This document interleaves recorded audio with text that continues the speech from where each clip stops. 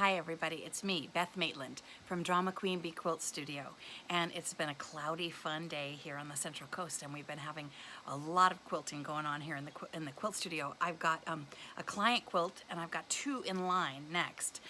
This one is quite large, and it was all hand-pieced, but I was interrupted by, and do you get excited as I do about this?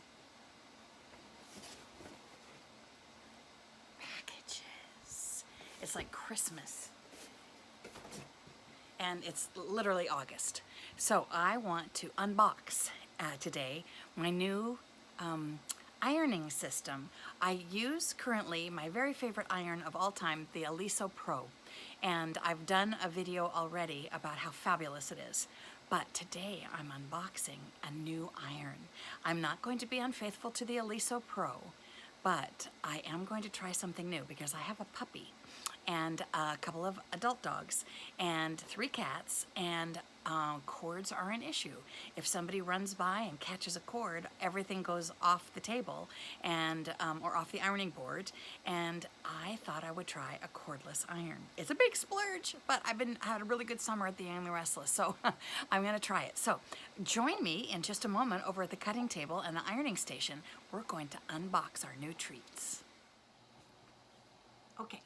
First, before we get the iron out and see where we're going, is your studio as cluttered as mine is? I'm not sure that it's possible that it is, but I keep extra rolls of batting down here by the bundle. I buy them on the bolt. I discount batting to my customers, and as we've just covered in another quilting video, my favorite is Hobbs Heirloom 80-20, 80% cotton, 20% polyester for the extra little loft. And now a word about a pressing table. I made a little pressing board construction video, which you can use if you would prefer to use the board method. It's a way to make a small surface using a cutting board or a scrap of lumber, plywood, whatever you have around, some covered with a layer or two of an old towel, and then covered with an envelope, almost like similar to a pillowcase, that you slide it all into and that you use it for your surface. And it's right, the one that's under construction on my video is right back here. I use it for a standby location. But I also, at a quilt show, got to experience using wool, a wool quilter's pressing pad, and I really, really recommend it. There are uses for this one because it's very firm and it's very stable because it's a board underneath, but there are great uses for this too, especially for quilters pressing open seams or pressing seams to one side or trying to press points. This gives a little bit more than that does, and so it's the opposite need. As well, wool absorbs moisture, and so it wicks away the moisture from your surface when you use a handy spray of I have always water standing by, and then this lovely, have you tried this? Mary Ellen's Best Press in several delicious laundry flavors. I think one of my flavors is laundry and the other is lavender. This one is lavender. I keep those standing by my pressing station. Also, a protective Teflon sheet for when I am doing applique. I do a layer of iron-on to heat and bond by Pelon to make sure that the layers are stuck together. I then put the Teflon pad down, and then to protect my iron and to protect the surface, as well as using a pressing cloth. I dunk this completely wet. It's an old diaper. I dump it completely, get it completely wet, open it, and not only just the steam function, but this pressing cloth, that's not hard to say at all, and it shoots steam, not like a steamer coming out of an iron, but much more deeply into the fabric, and helps that product, like stitch witchery or whatever bonding product you're using, bonding interfacing, what have you. It keeps that really, really saturated and helps with that permanent bond. A little word on this pad. Also, this is called a quilting pressing pad. They have several brands available. I found the best price on Amazon.com.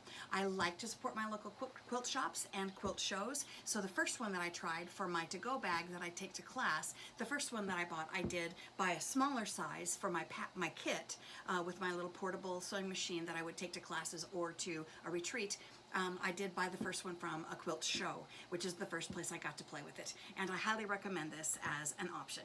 So let's unbox the iron. Yes, I have gone ahead of us, and I opened up the box and I untaped it so that we can pull it out. But this is our first look at our champagne colored Panasonic 360-degree freestyle iron. This is a cordless iron that sits in a station and comes, after we get the product out of its protective bag, comes in its own carrying case. It's very lightweight. I think that I read that it might be under 4 pounds. It might even be under, no, I imagine that's about 4 pounds. And it has this little carrying case with a little carrying handle, easy to take to and from courses, classes, workshops, or from your ironing board to your quilt studio. Now, the advantage to getting this one, and this is the model ending in 602. There is a 360 model ending in 600, which is not the ceramic base, it's a steel base. It still has all of the other great features, but it does not have the ceramic. It has the stainless steel plate. And I really thought I wanted to try the ceramic. My Aliso Pro has the steel plate, so if I need something really hot and corded, which is what the Aliso Pro will always be an advantage of over this, the ones that are cordless are always not quite as hot as a corded iron. It sits when you rest in between flipping your clothes to, or straightening your collar to iron, or flipping your piecing. You rest it back in its little platform, which is also its charging station, and it does reheat. So it stays nice and hot, make no mistake. But a steel plate will still be hotter than a ceramic, and a corded iron will still be hotter than a cordless. So let's open it up and see what's inside. Okay. What came in the box was this piece all wrapped in some protective plastic, and the foot plate protected with some cardboard and buttons covered with a little bit more plastic, and this instruction manual. So I haven't checked it out, but I am someone who reads instructions, so I recommend that you do too. But let's just see what's inside. So remember, this is our little folding handle. You lift up from the underneath side, and the folding case gets put away. I understand that this case is heat resistant, so although I would recommend letting your iron cool off before you stick the case on, apparently it doesn't have to be completely cool. If you're leaving a class and you need to hurry out, I think you can do that. So I picked the beautiful champagne color. It comes in a this model comes in a metallic red and also a metallic blue. The other model we talked about that ends in 600 comes in a blue, purple, and silver and charcoal, and that one does not have, that's steel, not ceramic. So let's take a look at the ceramic. Look at that. Now I can tell that you can see that there are all these little eye-shaped vents, and each one has a hole for steam. Yes, it's a steam iron. Not only is it very lightweight and completely cordless once you've charged it, but it also has several different steam factors. There are settings in which you can have a burst of steam, and I understand that it will also do vertical steam. So if you have to steam an outfit really quickly, you heat this baby up and you press the burst of steam, and you can use it as a vertical steamer. I'm pretending by pushing my thumb. It has a burst of steam, and it has a shot of steam. So those are the two settings. It also has high, medium, and low in terms of heat settings. And there is a groove here where, like if you have a rechargeable anything, a hand vac or whatever, there are holes where it connects, and it slides neatly back into the grooves right here on this on the charging plate. The charging plate itself has the cord retracts, so it goes is stored inside the base, which is why this case is so awesome, because the cord's out of the way. You don't have cords wrapped around everything to come loose as you're walking in. So this comes out of the base, plugs into the wall, any standard outlet. And I understand that there are some models, we'll take a look and see if we have one, that actually switch if you travel to another country from 110 to 220 power. I don't know if our model does that. I guess I would have to actually read the instructions. But take note that when you are ordering, you can get a model if you travel back and forth, if you're on the border of Canada or something like that. And actually Canada has 110 power just like we do. But if you're taking this someplace remote, on a cruise perhaps or something, you might want to check and make sure that you order the model that has the switch between 110 and 220. So there's that. The temperature controls are right above the steam controls right here, and that is where you pour in your steam water.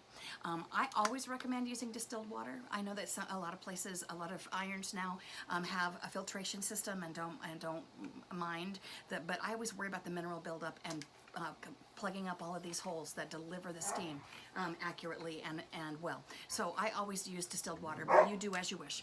And I believe that this whole little thing comes off. So you can fill this at the sink instead of using this little faucet hose. So, oh my gosh, it's full of all kinds of exciting little features, and yet not so complicated that it keeps it from being simple. So I am thrilled to plug this in and get started. I'm going to be piecing a project tonight after I do a little more long arming, and I hope that you have learned a few things about this beautiful Panasonic iron. This is a ceramic 360, and it is, I want to give you the numbers, it's WL602. There is WL600 also, which is the steel plate if you would prefer that steel plate. So look them up on the internet and find a lovely place that you'd like to support to make the purchase. And happy ironing on your wool mat with your new iron. I just can't wait. It's me, Beth Maitland from Drama Queen Bee Quilt Studios. Happy quilting.